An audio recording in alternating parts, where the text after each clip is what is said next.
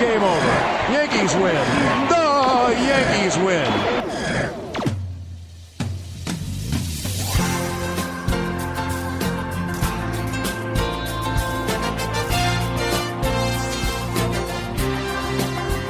Welcome to Three the Hard Way Sports Podcast.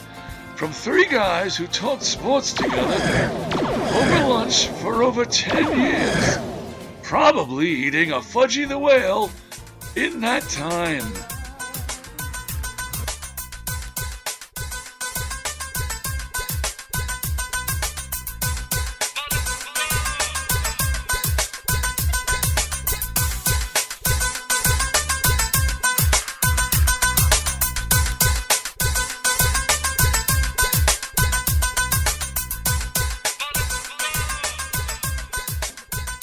Welcome, everybody, to Three the Hard Way Sports Podcast. I'm Brian Galloway here from Rumson, New Jersey. We have Alex Shanley. How are you, Alex? I'm pretty good. Just swinging my torpedo bat, just waiting for it to hit a ball and get a home run. There you go. And from parts unknown, we have the last remaining moondog, Michael Pipersik. How are you? I'm doing better than every non-number one seed in the NCAA tournament. Yeah. Yeah. Oh, well, that's Here we interesting. are. Well, let's really quickly, let's touch on a couple things. We have a lot of things to talk about today. And one is, we always talk about who passed away. George Foreman. Very, very, very sad to hear George Foreman die. Great boxer, had kind of like two careers in boxing. Actually, I don't think he ever got as much credit as a boxer as he did as an entrepreneur. But he was a darn good boxer. When he was on, he had some big upsets. He beat Joe Frazier, my guy, just a wonderful man. And he has 8 sons, all named George Foreman. Only 5, I think. Oh, 5 5 out okay. of 12, less than half. I mean, he's got to be top heavyweight of all time, right? One of the top 5 heavyweights of all time. Because I don't know that a lot of those more modern guys should get that consideration, because that was an era. Remember, there were a lot of good heavyweights in that time, and there are not many right now. So, a guy like Tyson Fury, who compiles wins, I don't view him as like a top 5 guy. Oh no, he's awful. I mean, he kind of can't. stops in like the 90s, right? Okay, well, so let's think about this now. Ali, number 1, probably. It's hard to not say him. Are Joe Louis and Rocky Marciano considered heavyweight? Yeah. Okay, Mike Tyson's heavyweight. Joe Frazier, heavyweight. George Foreman, Lennox Lewis, he's okay. Larry Holmes. Rocky Balboa. Larry Holmes. Yeah, Rocky Balboa. Clubber Lang. No. I mean, he's definitely George's top 10. I mean, is he top 5? Maybe top 5. It really depends. I think it's legit, right? I mean, because Olympic gold medal, right? yes, heavyweight champion at 21. Then he retired in 77, I think it was, came back and knocked out Michael Moore, right? Who was that? Ken Norton. I'm trying to figure out other ones Michael Spinks is no way. Ken Norton, Floyd Patterson, Leon Spinks. None of these guys are up there. Jimmy Young. Right now. Jimmy Young. None of them are top 5. Is he still alive? I don't think so. He was like Bird 80 Sugar. when we were kids. That hat. Yes, and the cigar. He was a cigar. Butterbean. No, none of those people are. Butterbean. Sonny Liston. No, none of them are as good. So I'd say Ali, Frazier, Tyson, Marciano, Lewis, Foreman. I can't Holmes see. has got to be up there, right? And then Holmes, maybe. Holmes over Foreman? What about Holyfield? Yeah. Real deal Holyfield. He was more of a light heavyweight, right? I mean, I know he went up to heavyweight, but I see the thing about Muhammad Ali, and again, he fought all the big names, like he did. Like he fought Joe, and again, Joe beat him, but Joe came back and beat Joe. He fought Foreman. They had their boxing, their matches. You're never going to, Ali's always going to be number 1. I can't see how you can never do that. And then the next there, you can always argue. You can argue everything because one of them beat another. That's the cool thing about boxing is that there's like a little hierarchy there. So Well, nobody beat Rocky Marciano. Rocky Marciano, he maybe he's two. Right. You know, Joe Louis. I know Joe Louis was pretty darn good too. Yeah.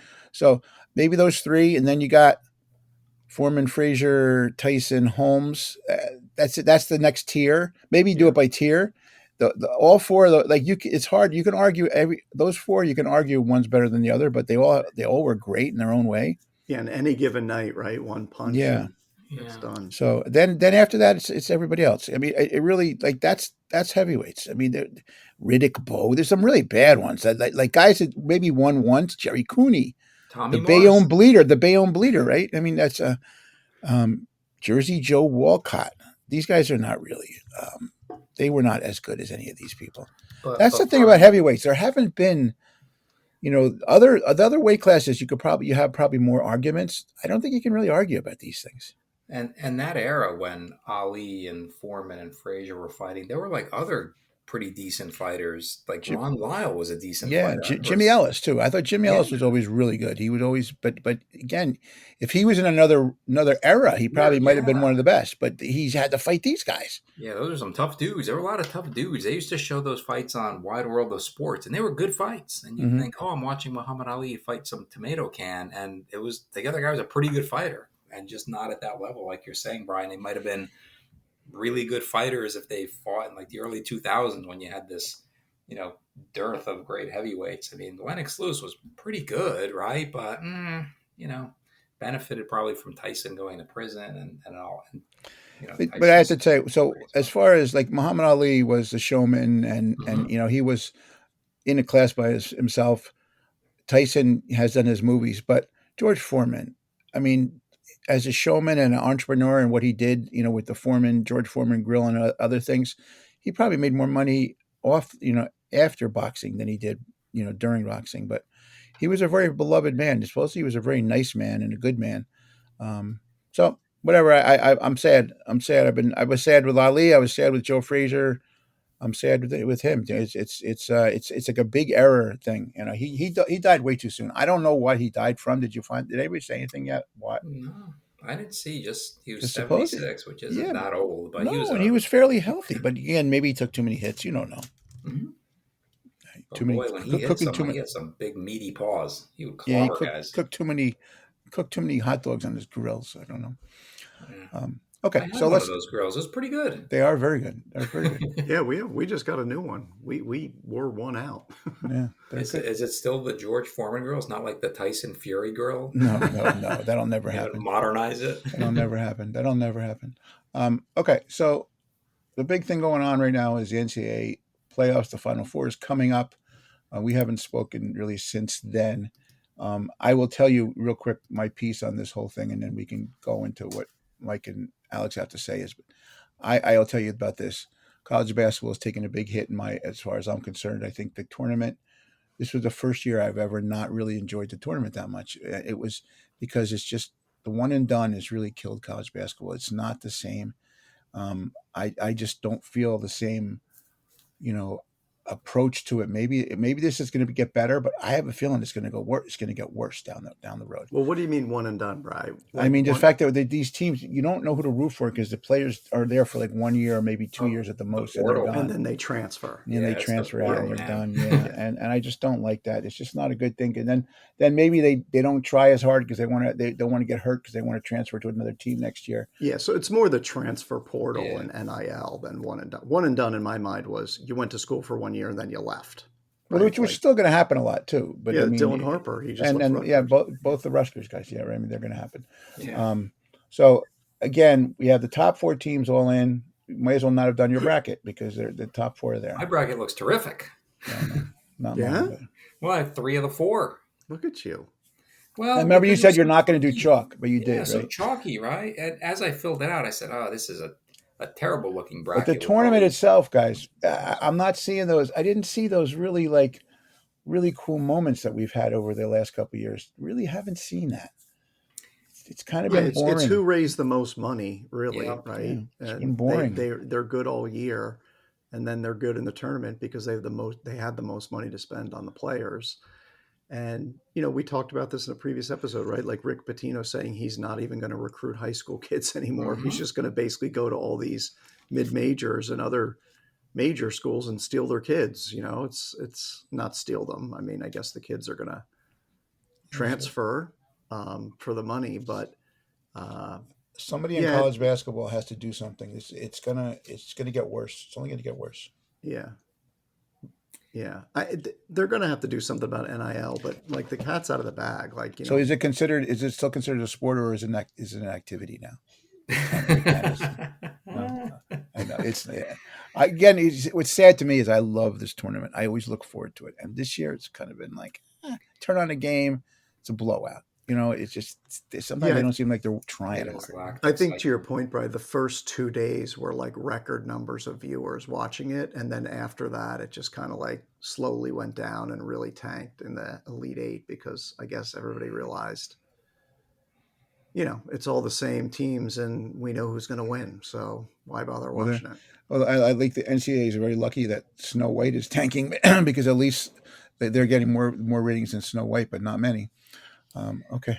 So if there were more upsets along the way, and you still ended up with 4 number ones, I think it would be okay. It would be acceptable because you would have had all this excitement in the early rounds, and then the cream rises to the top in the Final Four. But you had like the lowest seed to make it to the Sweet 16 was a number 10 seeded Arkansas, which is a big NIL team coached by Calipari.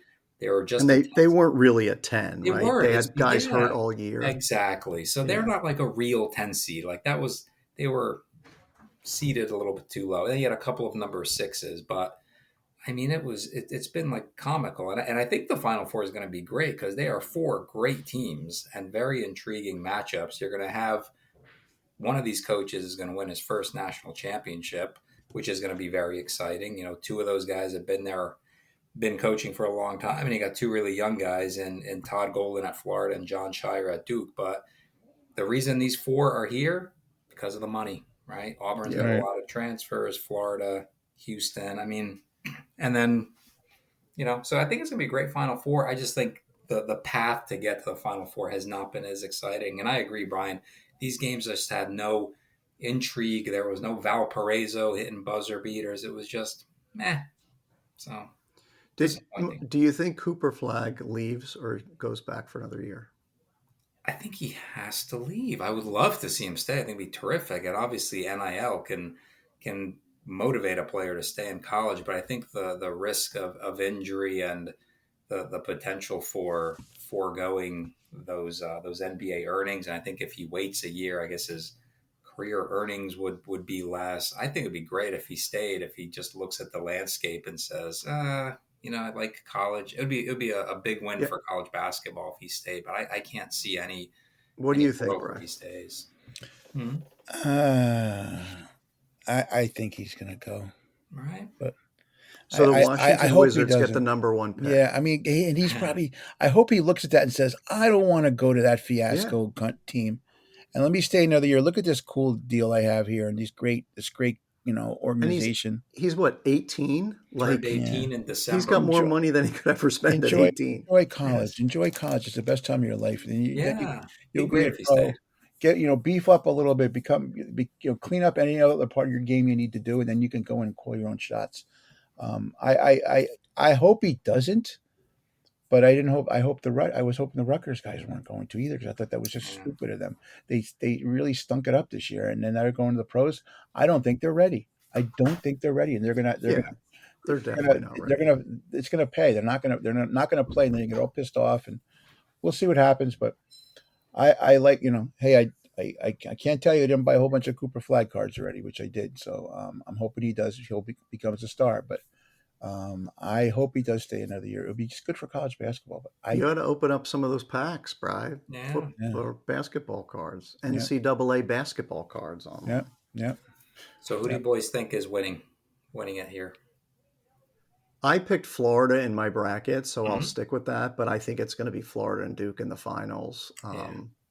And I think, it's just the battle of 2 great teams, like you said, Mike. And The Florida kid is so clutch. Clayton, is Oh, it? I he's mean, isn't he oh great? my And he's a God. senior, which is awesome, isn't it? Yeah, I mean, he Yeah, he is so clutch. yeah. Um, but I'm going to stick with Florida, though my Mm. heart will be rooting for Duke, just Yeah, to crush Mike's spirits. I had Florida over Duke, but as I've watched these teams, I'm like, wow. I'm like the Duke seems like the better team, but Walter Clayton Jr. just seems like such a difference maker, and what a story it would be if he could kind of get them over the line there. It's just incredible. Like overall, when you look at Todd Golden, who's in his third year at Florida after being at San Francisco, and when he got hired, I was thinking, wow, this guy's jumping to the SEC. That's a big jump, and here he is in the Final Four. And then John Shire, Coach K's hand-picked successor, who was known as a great recruiter. Like he's done a brilliant job. That team's got some incredible players, Duke. I mean, 3 lottery picks basically on that roster, and a couple of And they're huge. oh my goodness, that Con Knipple guy can really shoot the ball. I mean, wow, Yeah. they just And they're it's, all big dudes. Like they have yeah, 2 7-footers. they're yeah, a big team. yeah, So is Auburn though. So yeah. that'd be a good finals too, Duke and Auburn.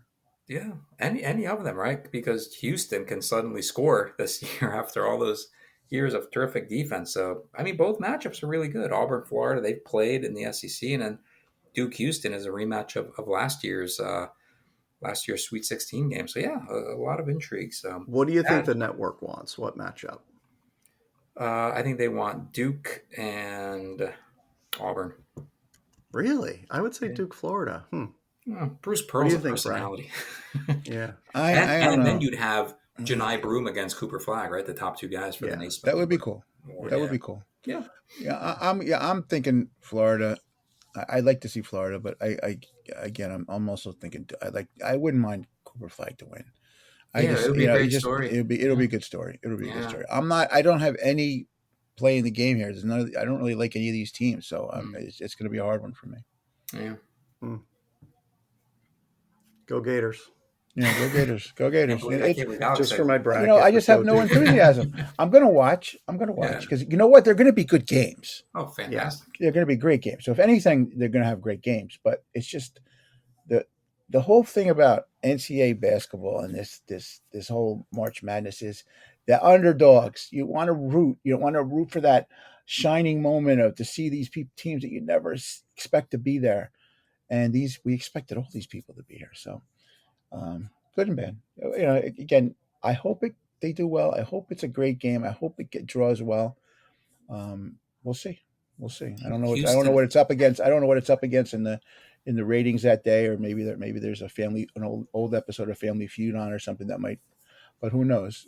Let's see what happens. Yeah, Heidi. I mean, these teams these 4 have basically been like part of the top 5 or 6 teams in the nation basically all season. And Houston's won 30 of their last 31 games, which is absurd. They were 4-3 at one point. My gosh.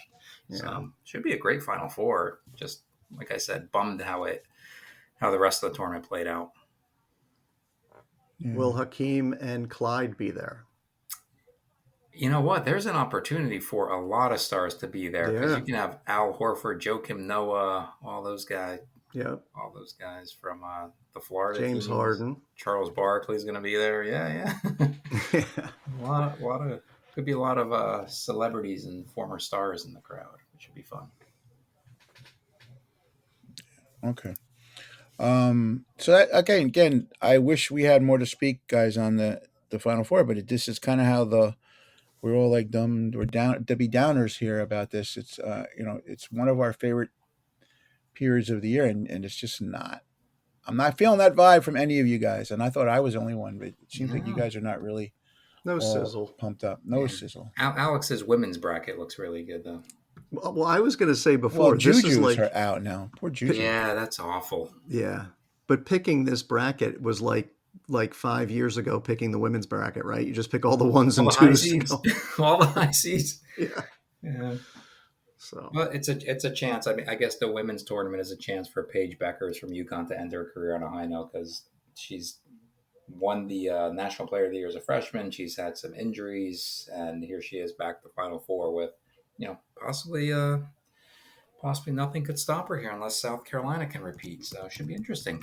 South Carolina lost to the other three teams in the women's Final Four, so that'll be interesting as well. I think I'm Yes. pulling for UConn this time. The UConn women. Yeah, well, and It's Paige, been a while you think for Paige them. will be the the number one pick in the WNBA draft? Yeah, I think they said that's a foregone conclusion.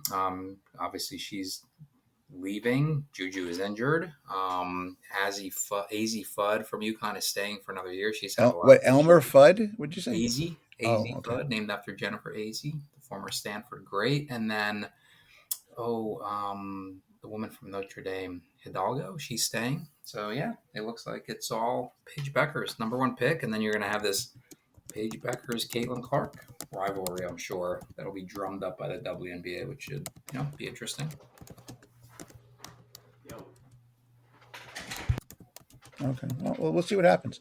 Yeah. Okay. So let's. The next thing I want to talk about is really quickly.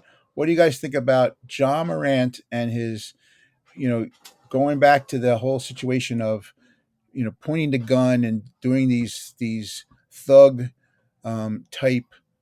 I don't know what I don't know. Just arm and Buddy movements. Hield, right? Yeah. They were And both, Buddy Hield. both involved. Yeah.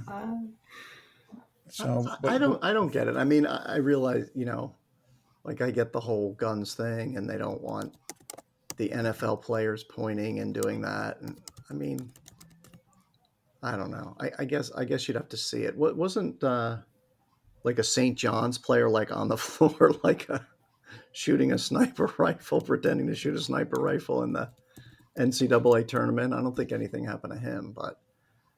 Didn't RJ Lewis get a technical for doing that? Hit a three and kind of like. Oh, that was in the Big East tournament. Yeah. Yeah, it did like the three fingers, like a 3-pointer, but and they thought it was like a gun. I don't know. I think that stuff's kind of silly. I don't get it. Let the players police it.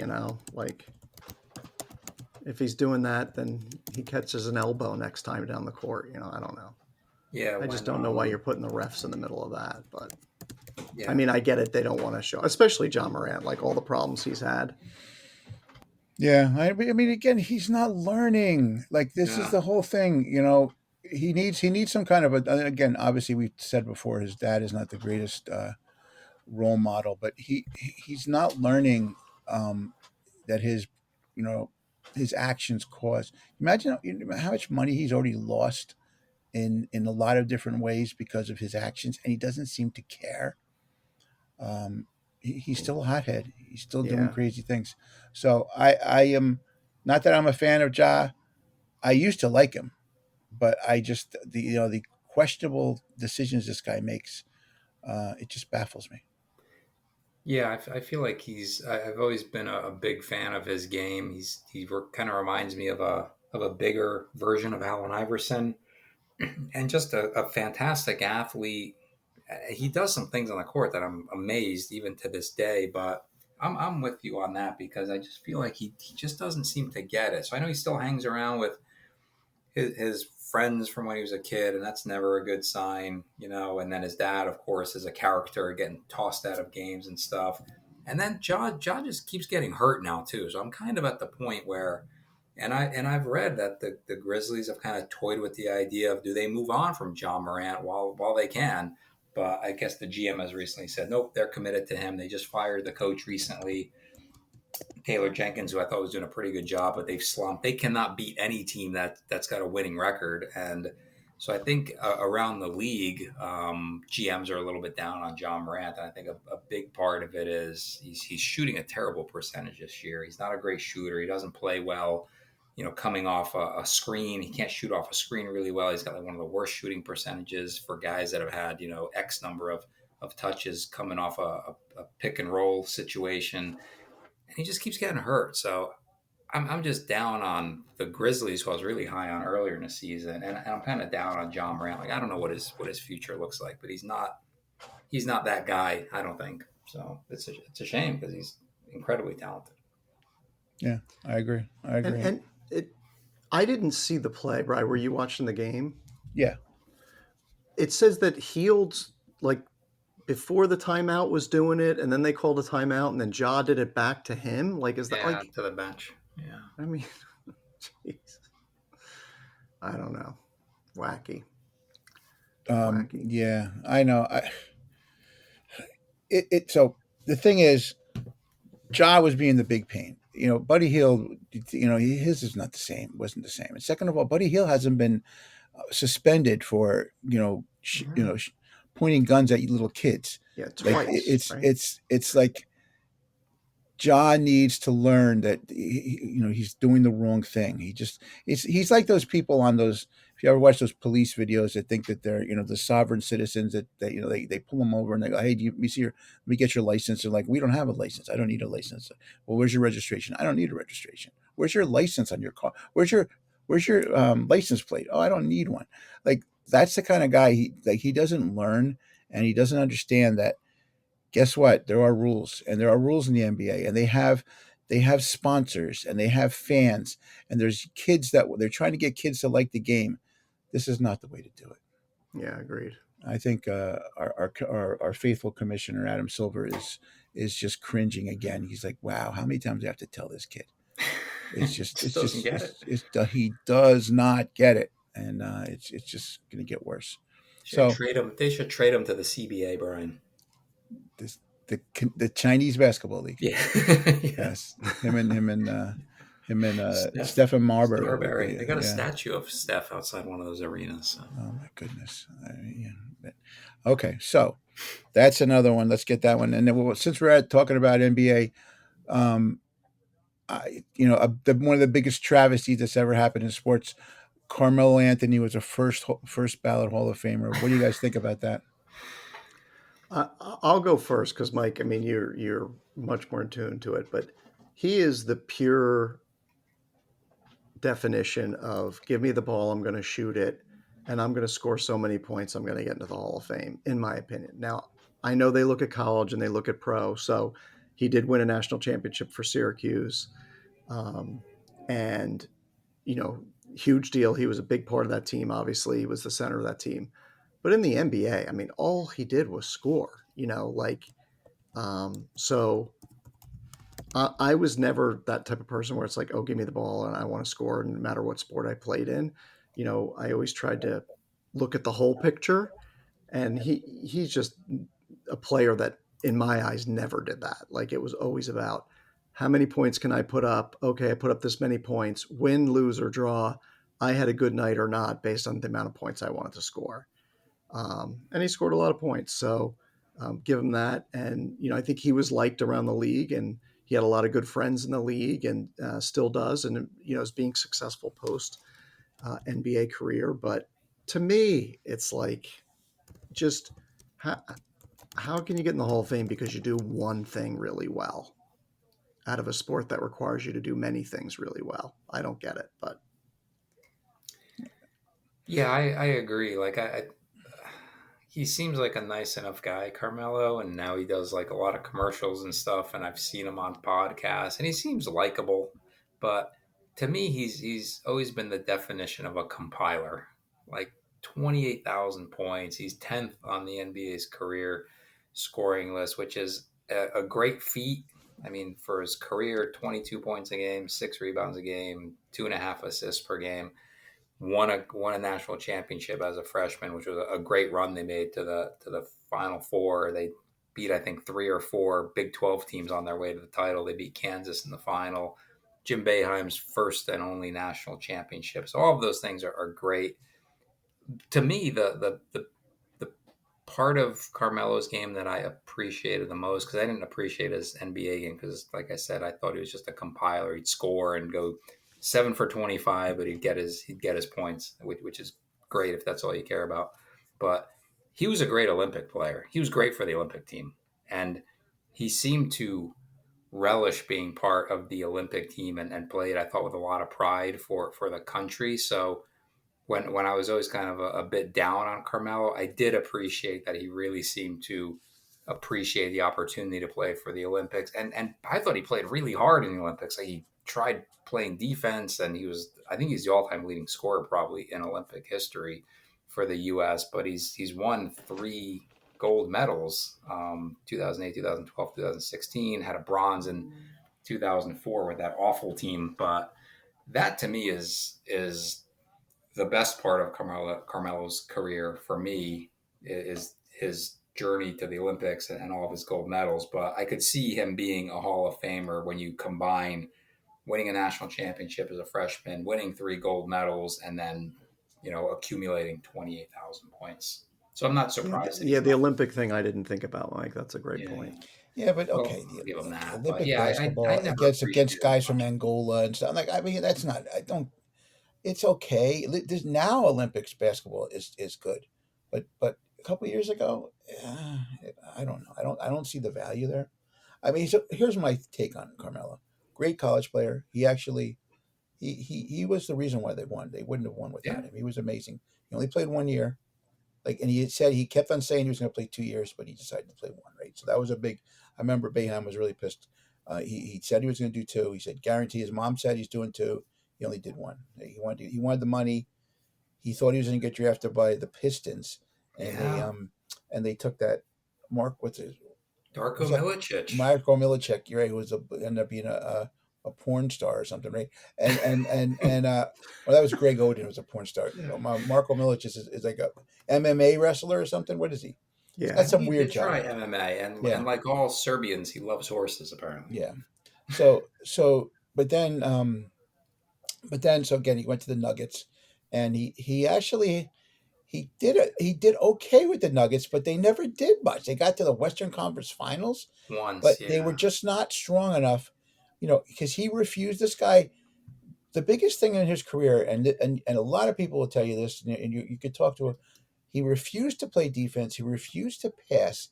He always had to have the ball in his hand. He had the offense had to revolve around him, and he would fight the coaches who tried to get his teammates involved. He didn't like that, and then he comes to the Knicks, where he has a chance to be a real star, and he did.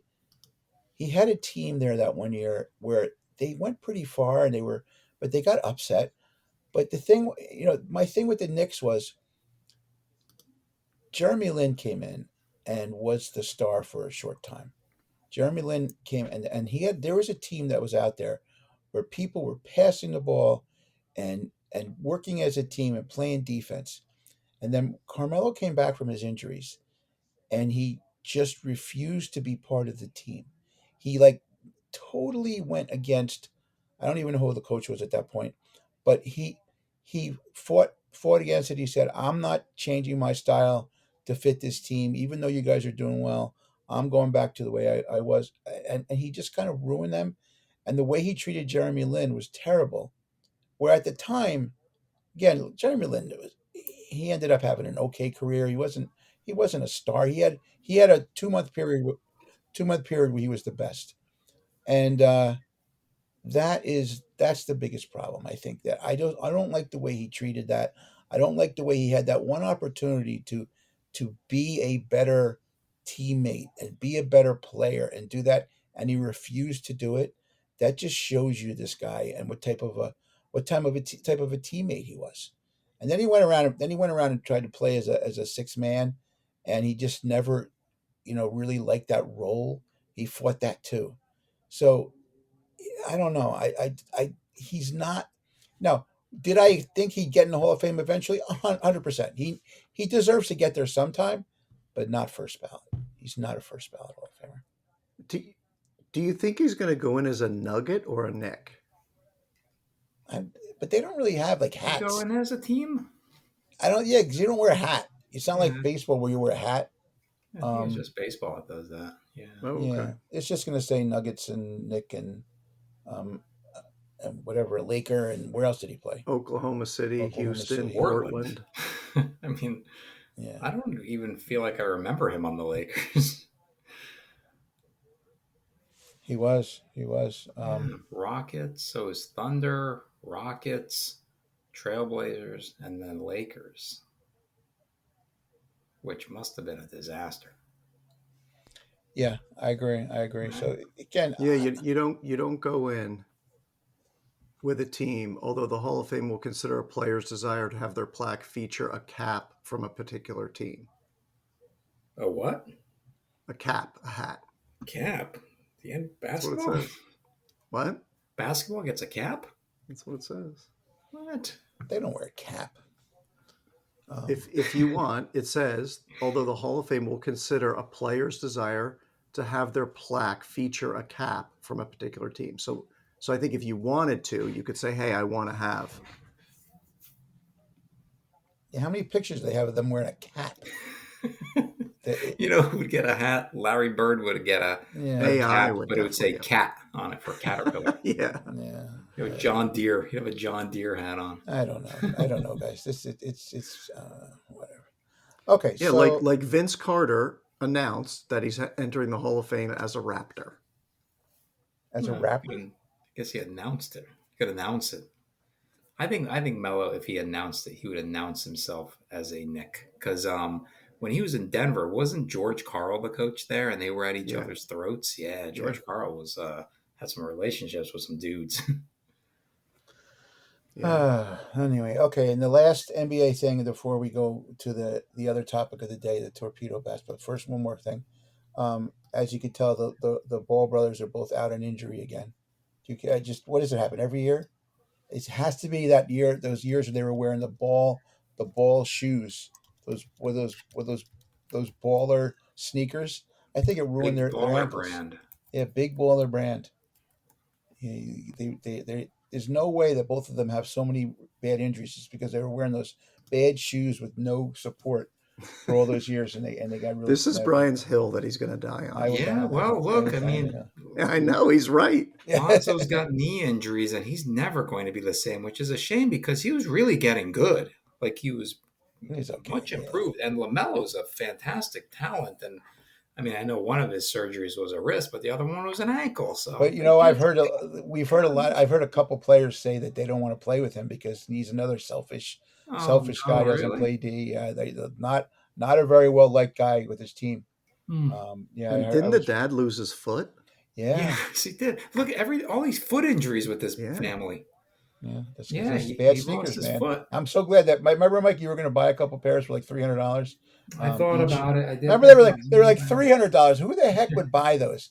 Imagine all the people now that are walking around limping. They're like, "Oh man, my feet." Yeah, it's because you wore those $300 sneakers, almost as bad as those Donald Trump sneakers. I just hope that Dad can find his foot now that he lost it. Yeah, man, that's terrible. It's inside of a big baller brand shoe.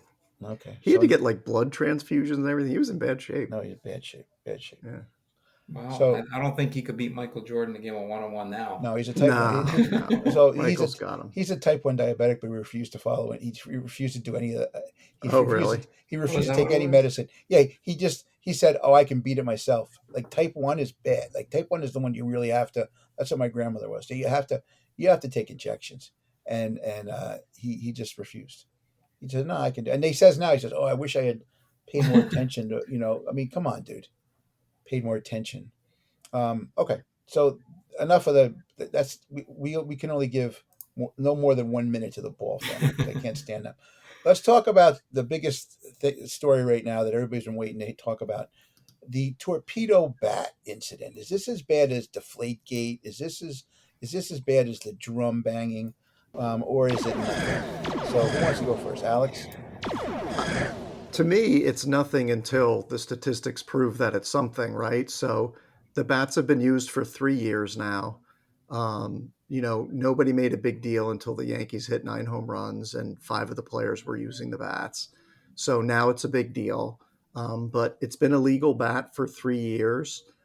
Some players have been using it. I think Giancarlo Stanton was one of them using it last year. And went on a tear, right? Yeah. And then hurt both his elbows. And Francisco Lindor has been using it. And hasn't gotten a hit. And hasn't gotten a hit yet this year yet, right? Has he? Who? Lindor? Lindor, yeah. No, he's hitting. I mean, he's not a great hitter at the beginning of any year, but I think he's gotten some hits. I don't think Rafael Devers is using it yet, but he should be. As terrible as he's been playing.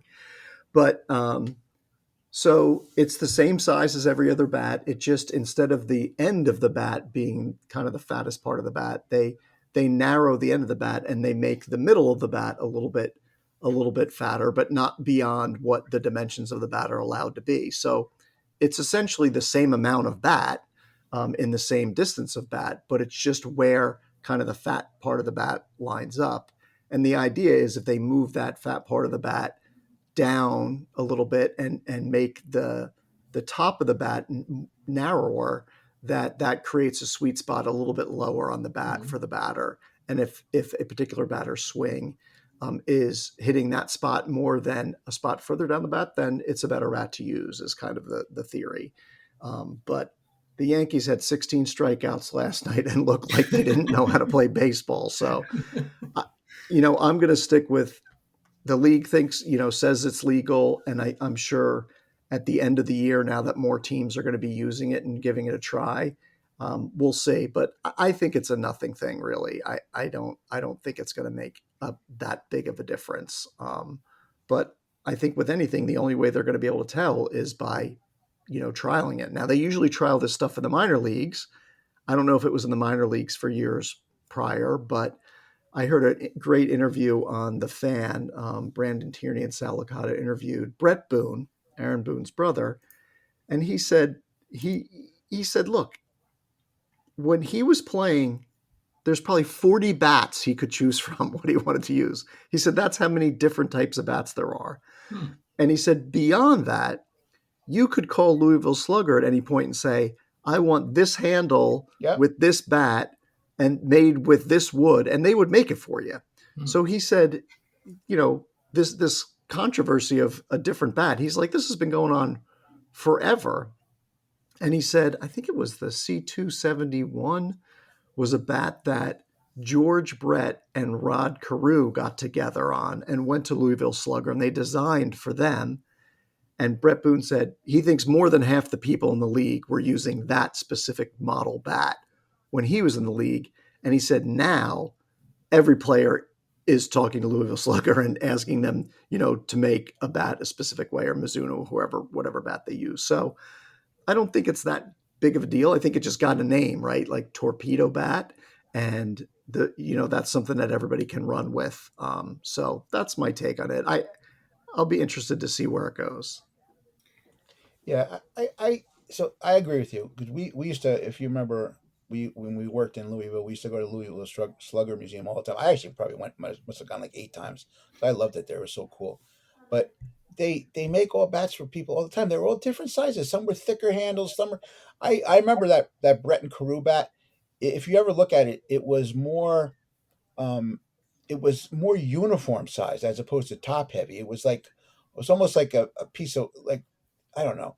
It's kind of strange looking, but it still didn't look any that different. Even if you look at Babe Ruth's bat was like a big chunk of wood. It was gigantic, right? Yeah. Hank Aaron had this gigantic piece of wood. Willie Stargell, right? Willie Stargell had that. You could barely pick it up. It was so heavy. No one complained. When these guys hit the ball, it went further, but guess what? It's harder to hit the ball. So I don't really... Hitting a baseball is one of the hardest things to do in sports. And is that going to make a big difference? I don't think so.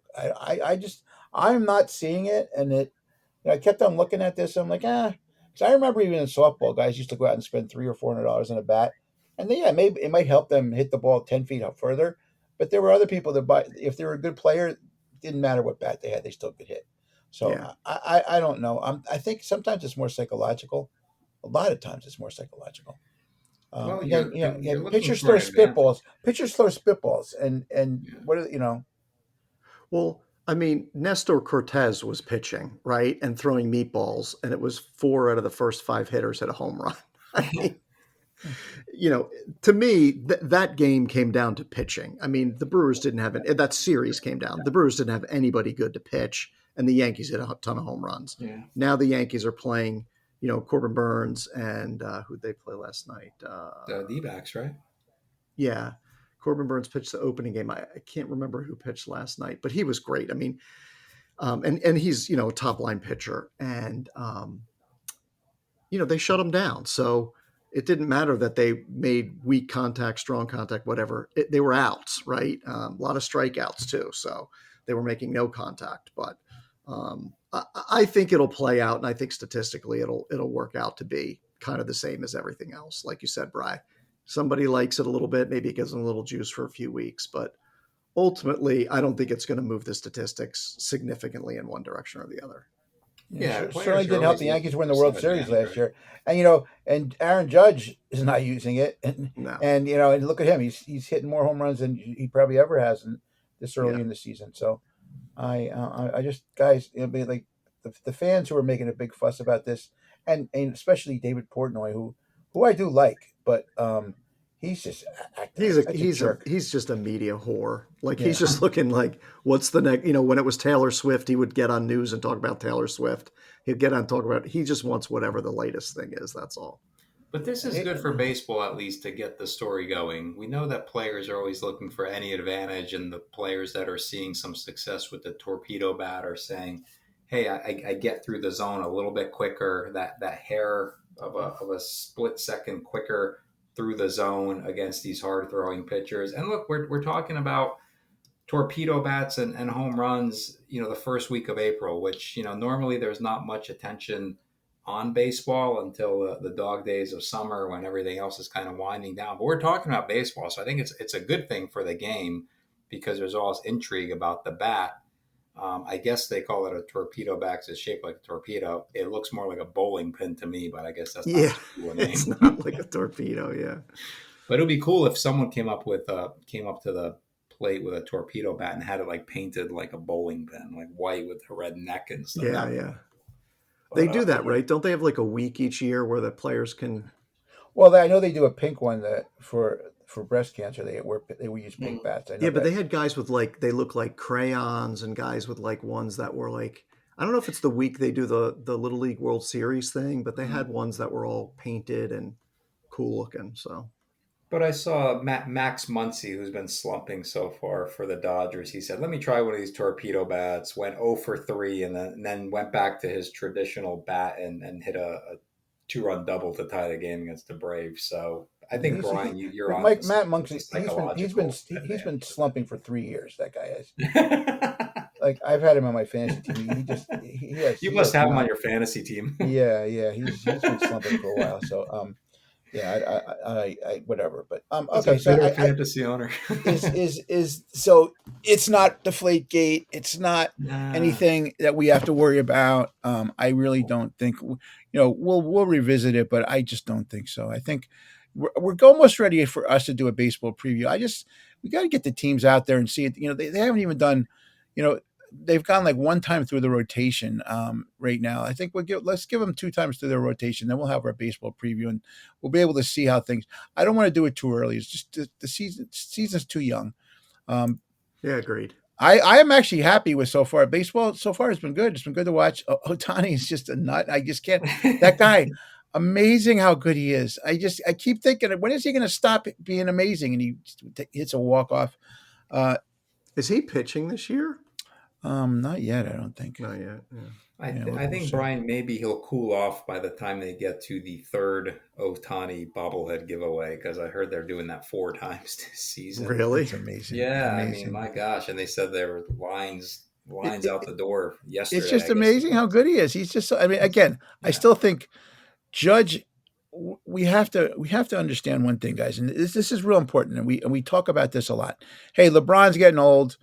We went through a period of time. We can make fun of LeBron. He's a crybaby. He's a flopper. There's a lot of things about him we don't like, but he's still a generational talent that, there's a period of our life. It's going to be done soon, and we're not going to have him anymore. Steph Curry, man. Steph Curry is nuts, right? Like he's another guy, 50 points the other day. We have to appreciate these guys. As sports fans, whether you like them or not, you got to appreciate them. Otani is amazing. He's young. He's going to be around for a while, but we got to appreciate it. But the other guy that I just don't think that a lot of people besides the New York area really realize how amazing Aaron Judge is, because the guy, he hits for power, he hits for average, he fields his position. Yeah, he made an error in the World Series, but he plays the game the way it's supposed to be played. The guy, and he's ready every day. He's a good teammate. He's like, he could be one of the, I don't know, he's one of the top 50 greatest baseball players of all time. I don't know yet. Maybe not. Maybe he's not there yet, but before he retires, he might be. But you guys got to, like all of you sports fans, you got to like grasp this stuff and watch these guys because they're not going to be around. And I believe he's so much better than Ohtani, I think. Because Ohtani's Ohtani can't basically play a the hitter. field. Ohtani can't play the field. Yeah, right? and he's basically a hitter, and if he can't pitch, he's a DH, right? And I doubt he's much of a guy in the clubhouse because they can't understand what he says. So I don't think he's like he's not rallying his guys down. Like, what'd you say? No. But I think he speaks a lot better English than he lets on. Like Ichiro? Yes. But again, I just think that Judge is just that amazing of a player, and he's a good guy. He's a good person. He's not. You don't see him getting shooting a gun finger at somebody. He's not doing that. Placing those side bets through his translator. Yeah, it's we have to appreciate these. Don't happen that often, guys. These players don't happen. We don't see them very often. Judge has another home run tonight, by the way. Jeez. He does. Yeah, so does Trent Grisham. Yankees are up 6-3. There you go. We shouldn't be Torpedo doing that. bats. No, Judge doesn't use one. I don't know if Grisham does or not. No. Yeah, Judge does not use a torpedo bat. He uses a regular bat. That dude doesn't need one. Yeah, why is he going to change? Like, maybe that's what he said. They asked him. A reporter asked him. He's like, I don't think I should be changing what I'm doing after the last few years. Yeah, just maybe the World Series, but okay. So I think that I'm sorry if I get off my soapbox, but there are certain athletes we have to appreciate them, whether you like them or not. Because once they're gone, and then you kind of wish you spent more time watching them, and you look back at them, and I used to not like Kareem Abdul-Jabbar, but I would watch the guy all the time because he was so amazing, and then he goes away and he retires, and you don't realize how great this guy was. And there's a lot of players like that, but I think it's definitely not Carmelo Anthony because he's another guy I just don't understand why he's in the Hall of Fame. But these other guys like LeBron and Steph, even Durant to a point, but I don't think Durant is on that level. I don't know how you guys feel. Do you think Durant's at the same level as Steph and LeBron? No, but I think he's better than Anthony. Oh, that's not even close. But on his best day, again, Carmelo Anthony. We still have a couple minutes. Okay, so Carmelo Anthony, his best thing he ever did was the Western Conference Finals. You could say what you want about Carmelo never winning a championship, but he got to the finals. Charles Barkley got to the finals, right? These other guys, they got to the finals. Elgin Baylor got to the finals. They didn't win a championship, but they got to the finals. He didn't even get to the finals.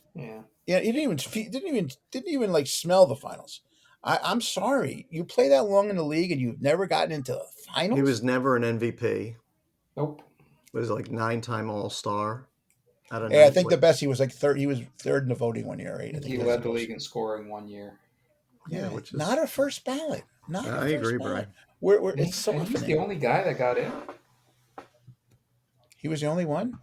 I think so. I just kept seeing headlines, Carmelo Anthony in the Hall of Fame, and I read the article, and they didn't mention anybody else going in. I thought they only announced one. Maybe they made. Yeah, it was weird. Day. Like it was like an announcement. It wasn't. Yeah, I think they're going to announce one a day, but I can't see only one. Well, I'm not going to that Springfield to see that one. I can tell you that.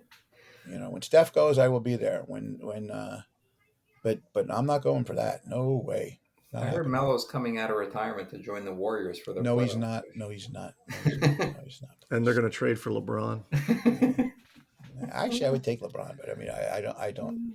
LeBron's in it. This is his year. He's going to try his best. Anyway. You think if he wins, he'll retire? I think he's a retire either way. Oh, really? Yes. Ooh. I thought he's got a couple more years, but I don't know. How old is he? 41? I thought they were going to make him player coach before they hired Redick. He does know more than anybody else. He'll tell you. Yeah, just ask him. Just ask him. Gosh. Oh, it's tiresome watching him in interviews. I'm like, oh, brother. I know. This is why nobody likes you, man. Yeah, exactly. Okay. Well, this has been a great episode. We went over a lot. We did a lot of things, and we will see what happens. Let's. I think who we say we said we're a consensus Florida or yep. Duke. Florida. Florida. Okay. Here we go. Okay. Take care, everybody. See ya. Good night.